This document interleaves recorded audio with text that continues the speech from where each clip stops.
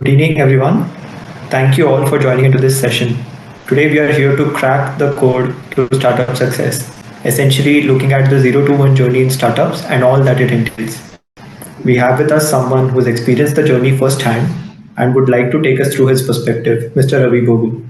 Now, Ravi here is the founder of Manra Healthcare Private Limited, a leader with rich background in healthcare and engineering, with extensive experience at Johnson& Johnson and Touchstone Consulting Group. Ravi holds an MBA from Cornell University and a master's in electrical engineering from University of Houston, showcasing a diverse skill set and a commitment to innovation. Thank you so much for joining us, Ravi. It's really nice to interact with you here. Uh, Ravi, how about you? Start by introducing Monitra a bit and telling us a bit about yourself, and then maybe we can start with the questions. Sure, Samridh. First of all, a very good evening to you and all the participants in this podcast. It's a pleasure to be here. Thank you for inviting me. With respect to my background has been into from an education standpoint. I did my bachelor's in electronics and telecommunications engineering. I did my master's in electrical engineering with a focus on pattern recognition and neural networks. Then I did my MBA from Cornell, like you mentioned. Have spent close to around 20 years in medical device industry across various countries.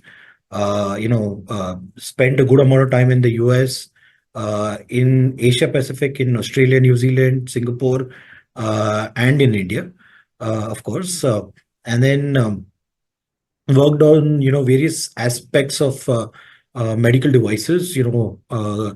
One is R&D, of course, and then marketing, clinical sales, and then how do you do KOL management, uh, supply chain, and various and reimbursement, which are very important aspects of medical devices across the globe.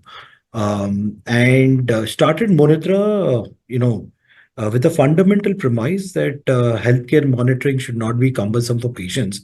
Having spent a good amount of time in medical devices, one of the things that I've come to know is that as soon as doctors know what's wrong with their patients, right?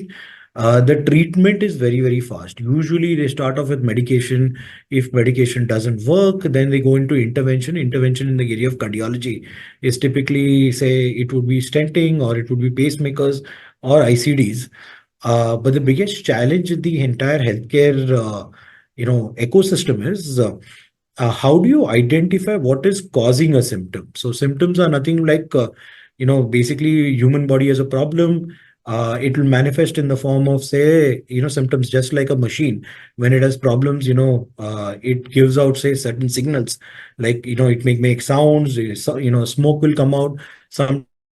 So same way out here, the human body presents symptoms like, say, in case of cardiology, it's chest pain, it is, say, fainting, it is palpitations or dizziness. The challenge is for a clinician is that these symptoms can occur or come from any organ of the body. Say fainting can be caused because of the heart, it can be caused because of, say, the brain, it can be caused because of diabetes. The challenge for a clinician is knowing what is causing it, and that's an area that we wanted to help solve. And given my background into devices, given my background into cardiology, decided to focus out here. And we have built a completely novel platform. This consists of band-aid like stickers where you peel it off, put it onto the chest. All the data from here goes to the phone to the cloud. And in real time, we are able to tell clinicians and doctors what's going wrong with their patients. And if, say, two most common symptoms patients experience in clinical cardiology, but very difficult to diagnose, fainting, like what I mentioned, and palpitations. We help doctors in better diagnosing these conditions. Our product is called Upbeat. We have already monitored more than 10,000 patients. We have analyzed more than 7.5 billion heartbeats on our platform. And we have multiple case studies where we've been able to make impact and help save, patients' lives. Great. That was really helpful. Sets for a good context to what we're going to discuss next. Just to start off, what were the key things that you focused on when you were starting out, and especially what were your reasons of starting up on your own, given that you have such a rich experience in the corporate side? So, I always wanted to be an entrepreneur. It's something that I had spent a lot of time in terms of thinking. The question was, there were two questions that were going on in my mind. One is, what is the problem, and second is, when do you get started? I'll answer the second point first. From a timing standpoint, it just so happened that I was very close to my grandfather, and he was a World War II veteran. In and even at the age of say 92 years, he used to walk 5 kilometers every day. One day he was going to the temple, and when he was coming back, he fainted. We didn't know what was the problem, and then he was. We took him to one of the multi-speciality hospitals in Hyderabad called Care Hospitals.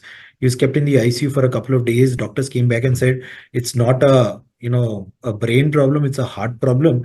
He changed some medications, and then the side effects of these medications was he was having some long pauses. So they changed the medication, and his situation resolved. But every time he touched the hospital system, it used to take him almost like half a day to do the test, consult, and come back. And that was my trigger point. Okay, we need to do something in this particular space. So that was one. That was my trigger point for getting started. Second is, with respect to the problem, I think identifying the right problem is very important. There are a couple of criteria that we looked at. The problem that we should try to solve should be sufficiently large, as a market, but at the same time, it should be narrow enough that as a startup, we can solve and get started. So when given my background into say devices, and given that a major portion of my work had been in the area of cardiology, decided to focus here. And within cardiology, there are three major segments. So you have coronary artery disease, which causes heart attacks. You have say heart failure, and then you have something called as heart rhythm disorders. So all these three are major segments in themselves. Each of them is a addressable market of at least say $15 billion. So between these three, I chose to focus on rhythm disorders because I was on the therapeutic side of this particular segment. I had a fairly good understanding of say the industry and the problem that of massive underdiagnosis that was going on out here. And then plus, given my background in network, I was able to connect to the relevant stakeholders, understand the problem better, and then get started. So these are the factors that went into deciding what is the problem that I should go after. And incidentally, in your case, you had very clear idea of what the market is potentially going to be and which area you're really looking to focus. For someone, for an entrepreneur who's starting out, what areas should they be looking at, in order to estimate the kind of market that they're going after, and which portion of the market to focus on? What are your thoughts on that? So there are two ways to approach, how do you estimate the size of a market? So there's a top-down approach and there is a bottom-up approach. So of course you will, there are market research reports that are available online. There are articles that are published out there, which will give you an estimate of the size of the market. That will give you a dipstick in terms of say, the size of the opportunity. But at the same time, I think as an entrepreneur, when you're starting, right, top-down approach will just give you an estimate. It's very, very important to estimate the size of the market from a bottom-up approach. What do we mean by a bottom-up approach is, okay, who are your customers? How many customers are out there? What is your customer lifetime value? What is an ever annual recurring revenue that you can look at for each customer of yours? And how are you going to sort of approach the opportunity? I think a culmination of a bottom-up approach helps you think in terms of say what should be an appropriate GTM and areas in which you can sort of start focusing on initially to create an appropriate network effect as well. So this is how I would approach. Look at say the market research reports. Get a dipstick, but then go into a lot more detail in terms of say understanding your customer segments and how do you look at the potential of each your customers out there. Fair point. And given that yours is a very, a product which is really sensitive, or it is related to, it's a healthcare device, and there are similar other product categories that are out there. So for people who are coming on from that background, how does one, test a product hypothesis? How did you go about it? And maybe something that could be a little more broader in nature. So I'll probably talk about my experience, and then we can see if we can say expand it, to a more general theme, which would probably be helpful for folks who are in, say, adjacent or other industries as well. So, and I would like to also flag up that, say, medical devices or life sciences typically is a longer gestation cycle given the regulatory requirements that are there in this industry. So, couple of things that we look at in terms of going about solving a problem is identifying the, of course, the market which we already spoke about, but your initial set of, say, key customers or people who are, say, very well recognized in the industry, who have a strong network effect. And typically the term that gets used is an influencer. Try to find influencers, speak to them, come up with a set of, say, requirements that are unmet for these guys.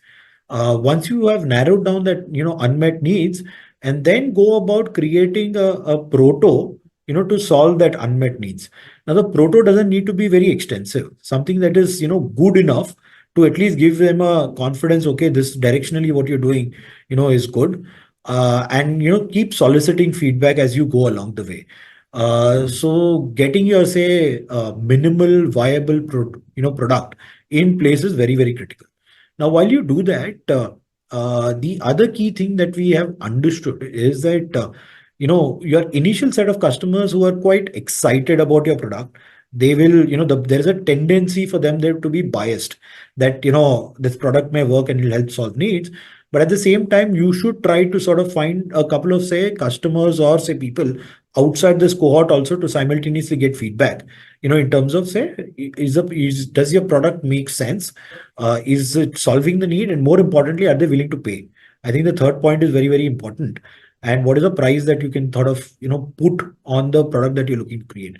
So I think these are things that you would look at. Now, coming to, say, life sciences, a couple of other things that you may want to look at is, say, what is the regulatory environment involved? So, there's this new medical device draft regulation bill that's come through. So you need to ensure that you have an appropriate test license in place. You have all the conditions, satisfied from a regulator standpoint before you do your initial set of, patients whom you want to, start testing your product on. These are things that you would want to look at. And all this experimentation, a few things happen. One is that you constantly keep getting feedback from your customers. Your feature sets get more robust and tightened up. And one of the learnings for us is we don't need to have, say, 10 features to differentiate a product. As long as you have one feature which is very strong and not everybody can replicate it so easily, that's good enough to, get going to solve a problem and also to build a market around it. So identifying a very strong feature, probably expand it to, say, two or three, but don't try to sort of do an overkill. And these features should be very well identified and very difficult to replicate for someone else. It's very interesting that you spoke about product differentiation or feature differentiation over here. Uh, while while we are looking at companies on our side as well, we have this tussle between a product differentiation and a business model differentiation. How do you weigh the two of them, and how what was your thought process while you were taking up Upbeat? So, both are important. Okay. Product is important. Business model is equally important, as much as the product. So the amount of effort that one, as an entrepreneur, you spend in terms of building your product, your feature set, it's the same amount of effort that you need to, put into identifying an appropriate, say, business model to go after, cracking the market. In our particular case, we had the way we approach this thing is that we got pretty good feedback from, say, from the initial set of customers. We did 3 preclinical studies. We did an ethics committee approved clinical study, and before focusing on, say, making up a feature set more tight, get feedback from the market, and let's figure out how do you price this particular product as well. So we decided to go into the market. We approached the market with predominantly focusing on, say, getting into B2B contracts. in the healthcare system. So we were able to sign multiple contracts, but we quickly realized that it's a great, model. It'll scale very well. But there are a couple of challenges that we faced along the way. Is that when you go into a B2B space, your say lead cycles are long, and more importantly, you need longer working capital, because institutions tend to pay you almost say 6 to 9 months down the line. So you need to have that much cash at hand. And more importantly, what happens is in a B2B setup, we have found that if you're creating, say, this much amount of value, almost 50% of the value is taken by, the B2B player. So we then found that, okay, for the time and place at which we are, this will be a challenge, because cash is everything. And then, you need to survive before you sort of scale. So we pivoted to another model where, say, we found a model in which, we were able to reach out to, patients who need monitoring. Doctors used to prescribe the patients our product, and then the cash flows were very good because we were able to collect cash from patients upfront. So that's the model that allowed us to tide through. We scaled very well. Now we have reached a stage where now we are going after the B2B space, after we have approached. So, and simultaneously we also did pricing experiments in the market. So we entered at a certain price. Now we were able to gain, say, a good enough market share, where in the city of Hyderabad, we sort of became the leading player. Then we wanted to see if the market switched over to us as a result of, say, certain market entry price, or is the product strong enough? So we started, say, experimenting with the price, trying to raise price, and then figuring out what's the sensitivity. Those sort of experiments that we also did along the way. And while we are at this question, given your experience, do you have a quick one or two hacks that you'd want to share with budding entrepreneurs over here? So I think understanding the value of a product is very, very important. How do you go about pricing is a critical, important thing in, say, an entrepreneurial journey, because you spend an extraordinary amount of time, say, in terms of the product, but then how does the market understand the value is important to figure out. So pricing pays very strong attention, because the success of your, say, business model is a function of how well you are able to price it, and then your ability to sort of scale very fast on that front. The other key thing that we learned through the process was that getting appropriate, say, testimonials, and, say, reaching out to, say, potential customers with those testimonials initially play a very strong role, because there's a very strong network effect that comes along the way. So these are two things I would encourage people to work on. Got it. Good stuff. So we have a few questions coming in from the audience as well. The first is coming from Siddhi, something that you just spoke about. How can networking and partnerships contribute to the growth of a company? I think both are very important. Uh, your ability to reach out to a much larger audience is a function of how well you have networked. So in this particular case, one of the things that I did early on in my journey, even before I started my venture, I spent a significant amount of time in the startup ecosystem, connecting with, say, the relevant people out here, in terms of, say, what are the ecosystem supports that are available. So it could be in the form of, say, funding agencies. So there are granting agencies out here. So went and spoke to multiple people out there. Then, of course, reached out to a lot of our customers, tried to network with, say, people who could connect me to the relevant people. So networking is very, very critical. And try to, create a network which is very, very diverse. Don't try to focus on one particular segment, say, for example, say just your customer side, because at the end of the day, at some point in your venture, you definitely need to raise capital. So you need to find, people who can connect you to the relevant people. So the diverse the network, the better it is. Now, with respect to partnerships, so partnerships are very, very important, because as an early stage company, you cannot solve the problem at the scale at which you want, in the shortest time frame that you can do. What partnerships allow you to do is, ride on, things that partners can say have already built in the ecosystem, or have certain strengths that which probably would take you a longer time to solve. So in our case, say, when we had done our initial proof of concept, um, on where we had created a prototype, early stage one, where you put it onto the the chest, start transmitting data to the phone to the cloud. We quickly realized that we had a fairly good product. We were getting good signals, but one of the areas that we were not very strong is getting something that sticks onto the human skin for a duration which is longer than, say, 3 or 4 days, because we wanted some materials which are highly breathable, yet water resistant. Breathable because human breath, human skin is very sensitive. So when you sweat, the sweat should, say, escape, and at the same time water should not enter. So that's where we started scouting for partnerships to allow us to source such materials, if not someone who can help us in terms of creating these materials. That's when we reached out to 3M, we reached out to DuPont, we reached out to another company called Adhesive Research. DuPont was very kind. They liked our team, they liked the problem that we're looking to solve. Wearables as a segment was very hot, both from consumer and medical device standpoint.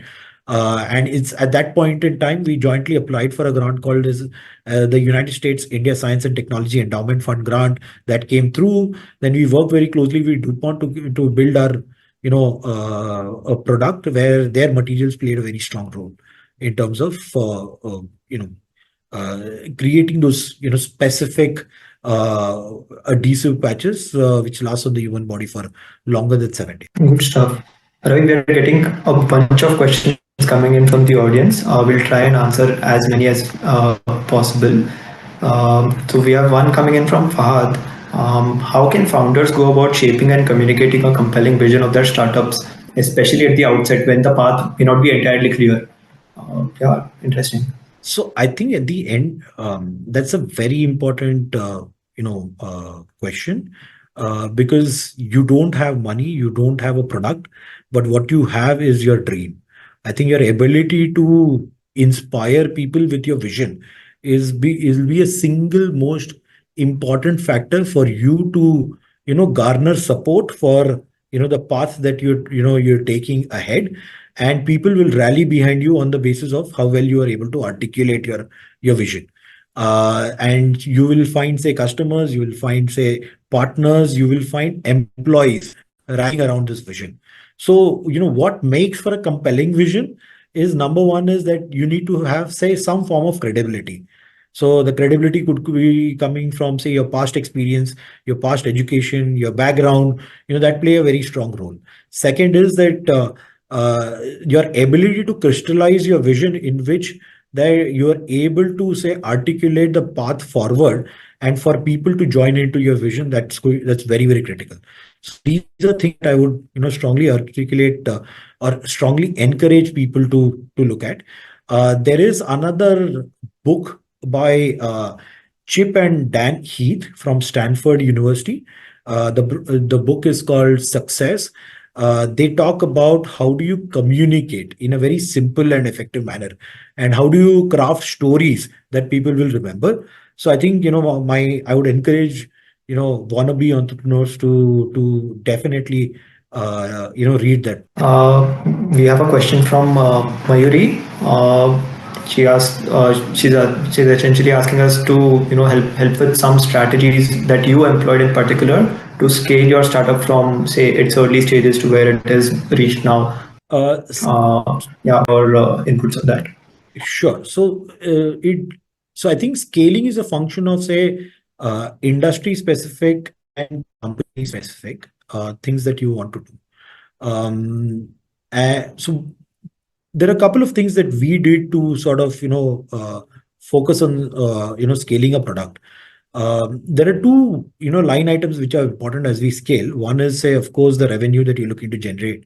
From a revenue standpoint, how do you generate demand in the shortest time frame possible? That's one problem that you need to crack. Second problem that you also need to crack is, how do you keep your costs under control? Because, say, you can spend as much as you want, but at the same time, say, if you can't keep your cost under control, then you're not effectively scaling. So a couple of things that we had done early on in our game is that in our product, we identified a variable cost. So, and variable costs that at scale will start hurting us if we are not in a position to control it. So we spent a good enough time in terms of, say, when we architected our platform, to identify those four levers for variable costs and try to keep them under control. So that is on the cost structure side. So that when we start scaling, our costs don't scale up commensurately. From a demand standpoint, we try to, a couple of things that we did in the industry is that in medical devices, clinical evidence matters a lot. So how do you generate that initial clinical evidence? Who does the study and what kind of credibility that they have in the industry? So we did that. We in fact the results of a clinical study came out so good they got accepted in European Heart Rhythm Association. They were presented in Copenhagen earlier part of last year. So that gave us a lot of credibility, and then gave us a lot of a buzz in the marketplace as a result of where we did the study and who did the study and where it got published. The other things that we have done from a scaling perspective is we do a lot of experimentation. So experimentation for us is that price is at one point, say, a very important factor, as you're looking to build your business, right? So from a pricing standpoint, we did a lot of experiments to identify what would be an appropriate price point at which the stickiness remains. And at the same time, a lot more customers are willing to pay for the product. Those sort of experiments we had done. The other thing that we had done is, how do you sort of create a network effect amongst clinicians, where say if a clinician likes a product, can they refer this particular product to the people whom they know of, and leverage on that piece. So we spent a good enough time with our, say, initial group of customers who had evaluated a product, liked the product, and requested them to share that amongst their network. These are small hacks that we had done to build for scale. Got it. The next question is coming in from Gayatri. Balancing innovation and regulatory considerations is very crucial in the healthcare ecosystem, right? How did your startup navigate this problem, and how did you balance it out? So regulatory is important. Okay, it's the law of the land. You can't change that. So it's important that we comply. Now it's important to understand what does a regulator look for. So the job of a regulator is to say that, okay, innovation is on one side. The question is, how safe is your product? The regulator looks at safety first, innovation later. So when you are developing your product, you need to ensure you're complying with the worldwide, standards for your respective industry, and start doing that from upfront so that you don't face any niggles down the line. So that's very, very important to look at. So in our particular case, there are these IEC 60601, 60601-2-47, like that are multiple statutes out there. So we when we were doing our initial prototyping and also our product testing, we complied with all these regulations, so that when we go and do our studies and the results come out, we are able to submit all these dossiers to the regulator. Understanding what are the key safety and performance standards and complying with them is critical. Now, Aniket here is moving to another direction, which is equally important in this case. How effective is branding and marketing to contribute to a startup success? It depends on the industry. It depends on the product. So there's no straightforward answer to this. In the space in which we operate, right? This is my personal view, is that there's a time and place for everything. Say at the end of the day, if your product is good, the product will do the talking and create a brand for itself. But if your product is not good and you spend money in terms of building a brand around it, at some point in time, the promise that the brand brings to the table will go for a toss. So if there's a choice at an early stage, where would you focus on? I would focus first on the product and then the brand. I think once you reach a certain scale, at least in the form of, say, first 1,000 or 10,000 customers, your product do the talking. Once you reach that particular space, that scale, is when you invest into marketing and branding to, multiply from there. Got it. We have another question from Vikram. Vikram is asking, how critical is speed in terms of building and scaling of a company, especially looking at R&D heavy healthcare businesses? So speed is extremely important in any business you go after. So the problem that as entrepreneurs we are looking to solve for is, how do you build a disproportionate value with the minimal resources in the shortest amount of time. I think that's the problem set that we're looking to solve as a business. Now, speed is extremely important, in whatever we do. So, which is where the concept of, say, experimentation, trying, learning, failing, keep trying, keep failing, and finding something that, works very well and can scale very fast. I think those are, very, very important. So, there is a significant cost to inaction. So, of not trying.